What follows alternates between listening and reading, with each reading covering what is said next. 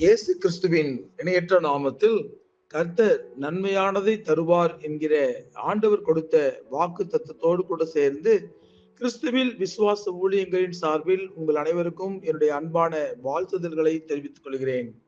இன்றைய நாளுக்கான golden apple சங்கீதங்களின் புஸ்தகம் 4ஆம் சங்கீதம் 7ஆம் வசனம். தானியமும் திராட்சை ரசமும் பெருகி இருக்கிறத காலத்தின் சந்தோஷத்தை பார்க்கிலும் அதிக சந்தோஷத்தை என் இருதயத்திலே தந்தீர். இன்றைய செய்தியின் தலைப்பு ஆண்டவர் தரும் சந்தோஷம். இந்த உலகத்தில் நமக்கு பல காரியங்கள் சந்தோஷங்களை கொடுக்கின்றன. இந்த உலகம் கொடுக்கிற சந்தோஷத்திற்கும் ஆண்டவர் நமக்கு கொடுக்கிற சந்தோஷத்திற்கும் மிகுந்த வித்தியாசம் உண்டு. அது என்னவென்றால், உலகம் தருகிற சந்தோஷம் தற்காலிகமானது. ஆனால் இந்த உலகம் கொடுக்கவும் எடுக்கவும் கூடாதுமான பெரிய சந்தோஷத்தை ஆண்டவர் நமக்கு கொடுத்திருக்கிறார். அந்த சந்தோஷத்தை வறுமையோ துயரமோ பாடுகளோ நம்மை விட்டு எடுத்து விட முடியாது. ஆண்டவர் கொடுக்கிற சந்தோஷத்தில் முதலாவது அடங்கி இருப்பது ரட்சிப்பின் சந்தோஷமாகும்.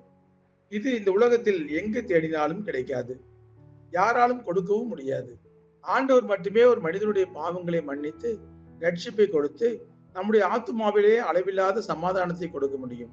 ரட்சிப்பை பெற்றுக்கொண்ட பிறகு நமது சந்தோஷத்தை அதிகப்படுத்துவதற்காக பரிசுத்த ஆவியின் அபிஷேகத்தை ஆண்டவர் நமக்கு அள்ளி கொடுக்கிறார்.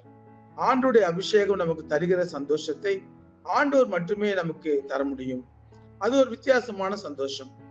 அபிஷேகத்திலே நிரம்பி ஆண்டவருடைய சந்தோஷத்தை அனுபவிக்கிற பிள்ளைகளுக்கு இன்னும் கூடுதலான சந்தோஷத்தை கொடுக்கும்படியாக ஆண்டவருடைய வசனங்களை அவர் நமக்கு கொடுத்திருக்கிறார். ஆண்டவருடைய வார்த்தைகள் நமக்கு கொடுக்கிற சந்தோஷம் மிகவும் அற்புதமானது. நம்முடைய வாழ்க்கையில் மிகப்பெரிய ஆறுதலையும் மன நிறைவையும் மிகுந்த மகிழ்ச்சியையும் கொடுப்பது ஆண்டவருடைய வார்த்தைகள் தான். ஏனென்றால் இந்த உலகம் கொடுக்கக்கூடாத மிகப்பெரிய சமாதானம், சந்தோஷம் ஆண்டவருடைய வார்த்தைகள் மூலம்தான் நமக்கு கிடைக்கிறது.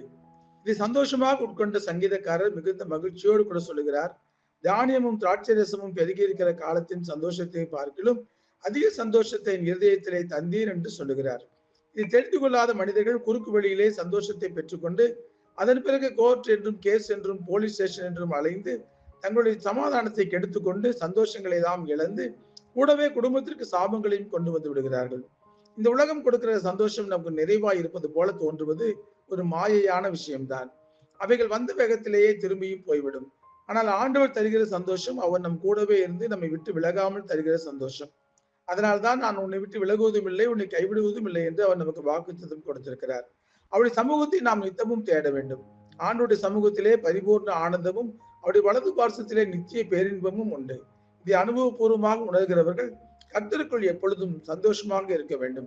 கர்த்தருக்குள் மகிழ்ச்சியாக இருப்பதே நமக்கு மிகப்பெரிய பலனை எப்பொழுதும் கொடுக்கும். கர்த்தர் நன்மையானதை தருவார். ஆண்டவருடைய கிருபை உங்கள் அனைவரோடும் கூட இப்பொழுதும் எப்பொழுதும் சதா காலமும் இருப்பதாக. ஆமேன், ஆமேன்.